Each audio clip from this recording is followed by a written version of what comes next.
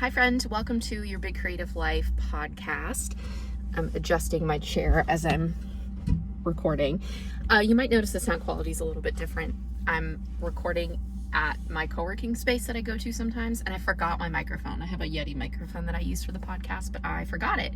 And I have to record the podcast today because it's going to be released next week, and it's a whole scheduling thing. So anyways, we're just recording on the computer this week.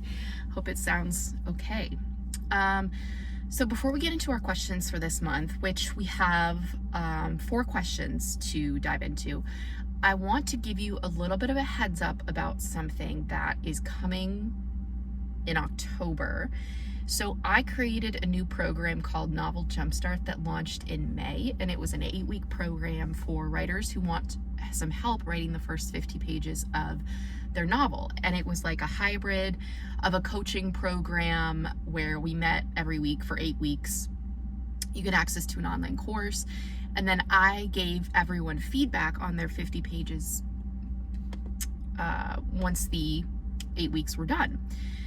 And I decided to launch it again, and I want to do it so it kind of lines up with NaNoWriMo a bit. If you're participating in NaNoWriMo, awesome. If not, it will not matter at all. It doesn't really tie into it, but I was just thinking about the timing because I knew I wanted to run it again in the fall. So Novel Jumpstart is going to be starting on Monday, October 14th, and it's going to launch, like registration will open on October 7th. So I just want to give you a heads up. If you didn't do the round in May and it's something that you're interested in, then just stay tuned. I'll announce when it's open, but yeah, it's going to open October 7th, and then we'll start October 14th. So this is for novels of any genre. If you've started writing it but you haven't gotten very far, or if you just have an idea and you haven't even started writing yet, either way this will be helpful for you. And I wanted to do it starting in October because I want to wrap it up before the holidays. So it's going to go October 14th through 1, 2, 3, 4, 5, 6, 7, 8. Okay, so December 9th. We'll wrap up before the holidays start. And November, which is the month that NaNoWriMo is right in the middle of that. So this kind of works out great if you do want to participate in NaNoWriMo, because you'll have the first few weeks of the program to just get clear on your story, get clear on your characters, start writing, and then do a lot of work in November, finish it up at the beginning of December, and then you can send me the 50 pages and I'll give you feedback so that you have a really good foundation for your story.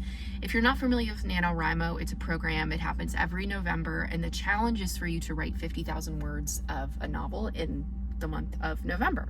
So a lot of people do that challenge, and but again, you don't have to. It's just the timing works well if that's something that you're considering. So I want to throw that out there now just so you can think about it. Of course, let me know if you want more information on any of that. It was a really, really good cohort in May, so I'm excited to launch it again. So I'll share more about that as it's approaching.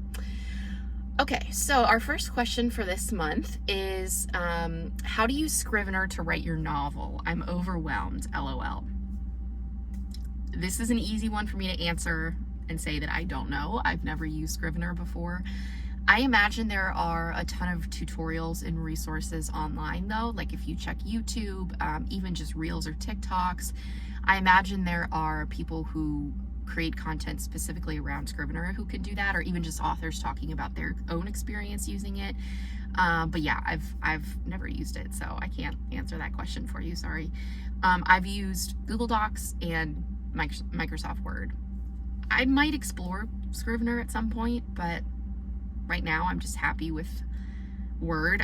The book that I'm working on right now, I'm writing it in Word, and it works for me. It's easy, and yeah, so I haven't felt the need to explore Scrivener. Maybe someday. Okay, next question. How to use Publishers Marketplace when querying? Okay, this is a great question because it can feel overwhelming. Publishers Marketplace is essentially a database of deals that are happening in the traditional publishing world. It doesn't include every single deal that's made ever when a publisher buys a book, but it contains a good number of them.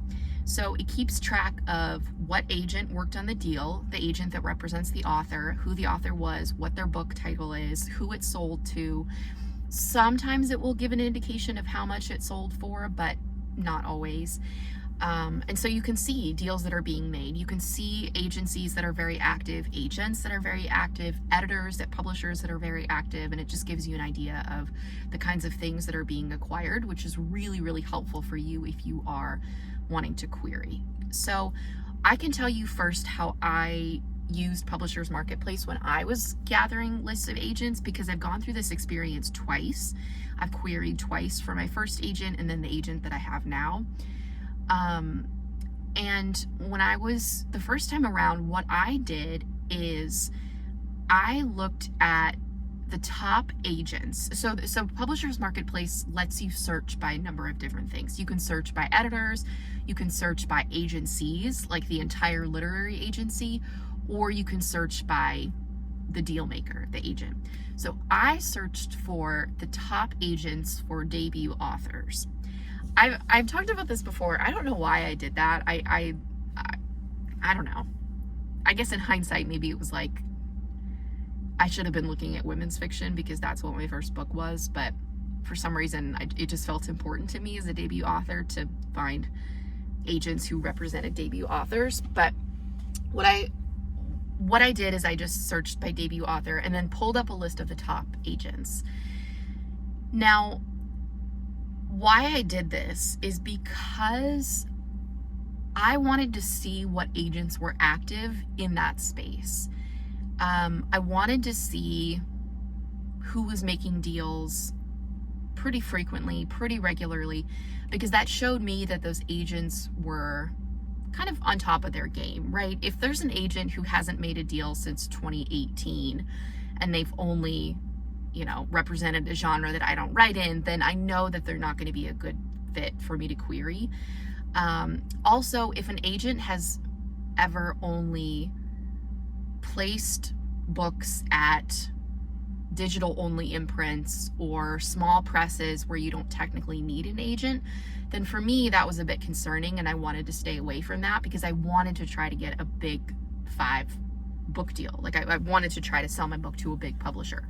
So yeah, I just looked at agents who were very active in that space and came up with a list of people who I felt like would be a good fit. Because what I did once I got that list is I then looked to see, okay, so here are the top 15 agents, let's say. Then I clicked onto their profile to see what kinds of books they were representing.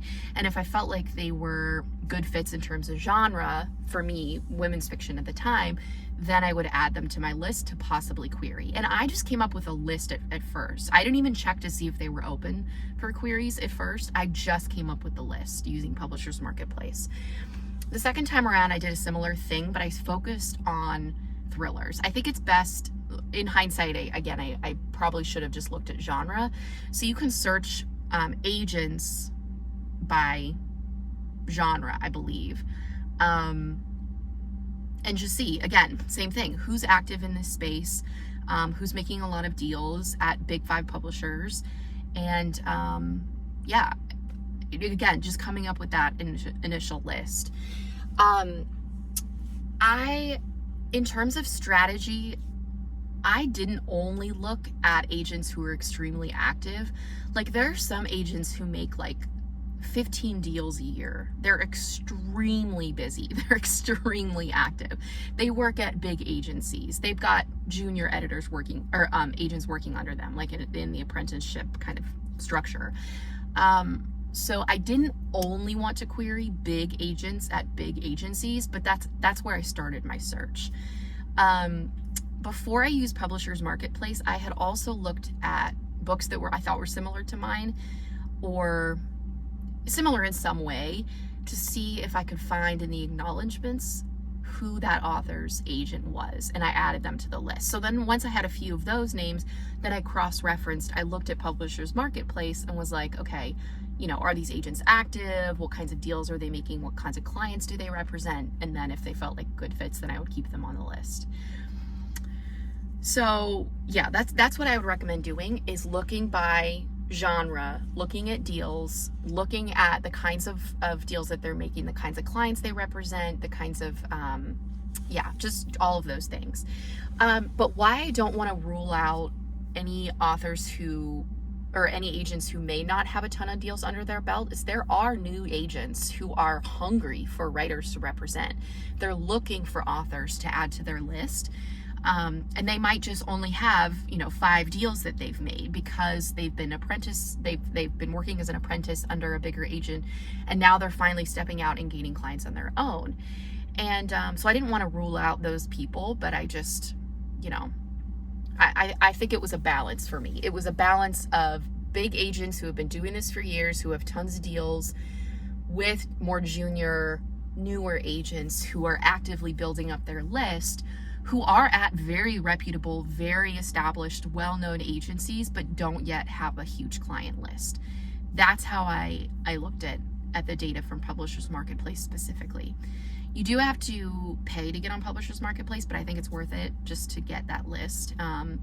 Because, you could easily, I could have easily just stopped at looking at books that were similar to mine and looking in the acknowledgments to find agents, and then build my list from that. But what if those agents hadn't taken on any new clients in the last 4 years? Then I would be kind of wasting my time getting ready to query them because, they're probably not looking for new authors right now. So that's how I approached that. And I think it's you can also look at agencies if you want. The other way you could do this is look at the agencies who represent a lot of authors in the genre that you write, and then go to their website and kind of peruse the agents and see, okay, are any of these agents a good fit? You could do it that way as well. Okay, next question. I have so many questions, but I'll pick the main one. What do you do when you start to get down on yourself about your writing? Some days I feel great about it, and then others I'm really hard on myself. How can I feel more confident with my writing? This is so common, and I think part of the answer for this is just acknowledging that this is part of something that this is just something that you're going to experience. There is no magic pill. There is no magical solution to build up your confidence so that you never feel hard on yourself again, and you never feel a lack of confidence about your writing. This is just something that's gonna ebb and flow. Some days you will feel great, and some days you will feel like your writing is a pile of shit. So part of my answer is just acknowledging and affirming that this is normal and that this is part of the process. So accept how you're feeling, putting a name to it and accepting it and being this is just how it is.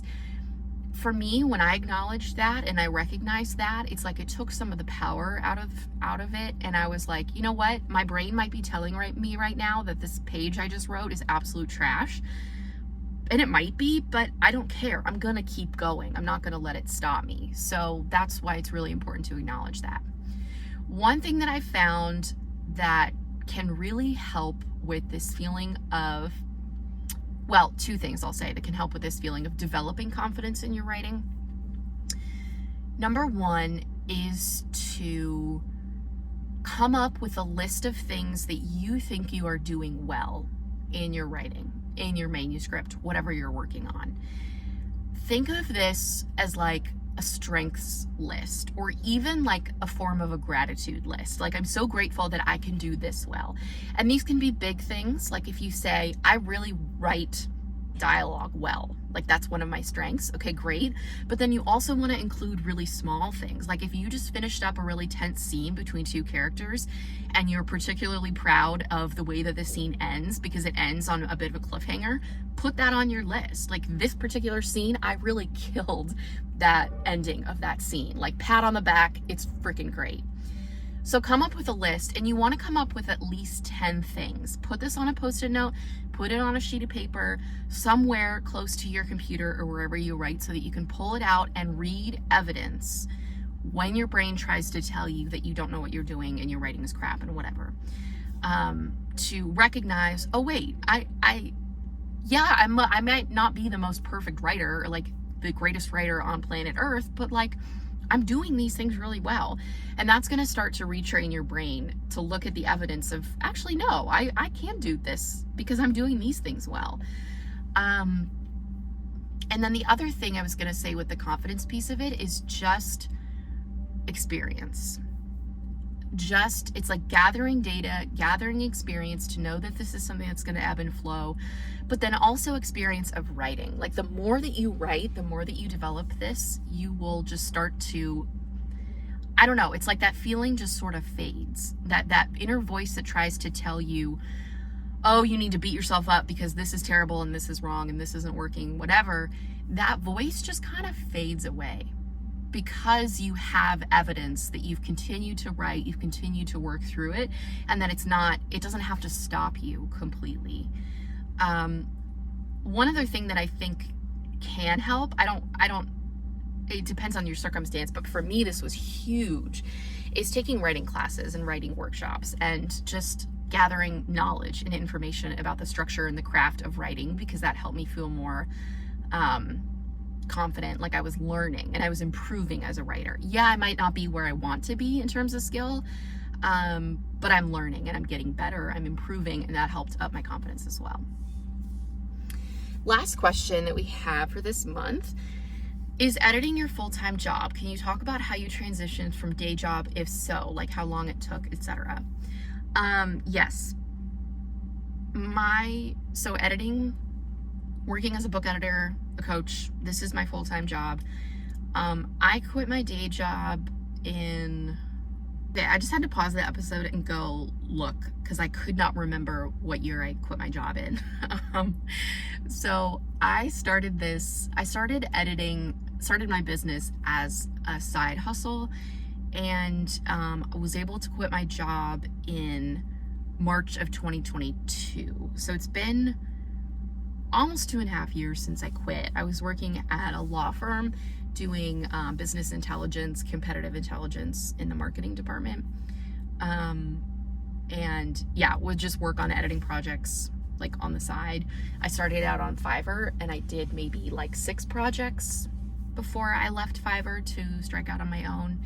And part of that was building up confidence, part of that was gaining experience, etc. And then what really helped, what propelled me, I started TikTok in like summer of 2021, I want to say. Or was it 2020? I always get fuzzy when I talk about years. I'm pretty sure it was 2021 that I started. So started posting content because I was like, well, I've got this editing business that's a side hustle right now. Like, let me see if I can build it up.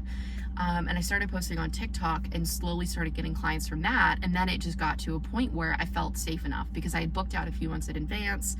I was making not a ton of money, but enough where I felt like, okay, if I was doing this full time, I could devote more attention and energy towards it and build it up. And then, I was making enough money where I felt safe taking the leap to quit my job. So TikTok really helped. I got my first client from TikTok probably a few months after I started posting. Like, it did take a few months for it to kind of catch on. And I don't think I really promoted my services as an editor when I started on TikTok. I was just kind of like more posting content and like getting my name out there. But then I got my first client, and then eventually.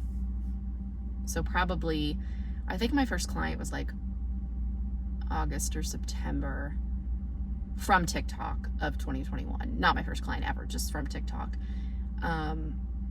So once that happened, it was like 7 months, I think, after. So basically, to answer your question about how long it took, maybe 1.5 years, 2 years. I honestly can't remember. But yeah, it's definitely scary to take that leap to transition. And what helped me feel comfortable doing it is that I had built up an email list. Like I said, I had built up a client base, and I was booked out a few months in advance. So I at least knew I had a few months of wiggle room financially. Like, okay, at least I'm secure for these few months. And I just felt like I was at capacity in terms of the projects that I could work on, the clients that I could work with, because I was trying to juggle it with my day job. And it just hit a point where I couldn't do both. So yeah, and I do have some episodes that talk about how I got started as a book editor, tips for new editors to get started. So you can check those out if you want like more about how I got started. But yeah, this is my full-time job. I'm grateful, and it's so nice to not work in corporate anymore. There are some tough things that come from working for yourself, having your own business, for sure. And it's not for everyone. The up and down part of it is not for everyone, but I'm so grateful to have this chance. And really, TikTok changed it for me. Like, TikTok changed my life, which is why, I mean, it's end of August as I'm recording this. Like, I have this pit in my stomach about TikTok being banned, because it's made such a huge difference in my life. It's still where like 80% of my clients find me. And there is this big part of me that worries about my business and how it's going to impact it if TikTok does end up getting banned, which I think is set to go into effect at the beginning of 2025. I need to research that and see where that is in terms of legal challenges and everything. But anyways, that was a bit of a rant about TikTok. But yeah, check out those episodes if you want some more information about my path, how I got started, all that good stuff. All right. Well, thank you for listening to our August Q&A episode. If you have a question that you would like me to answer, you can submit it at the link in the description of this episode, and I will answer it for the September episode at the end of the month.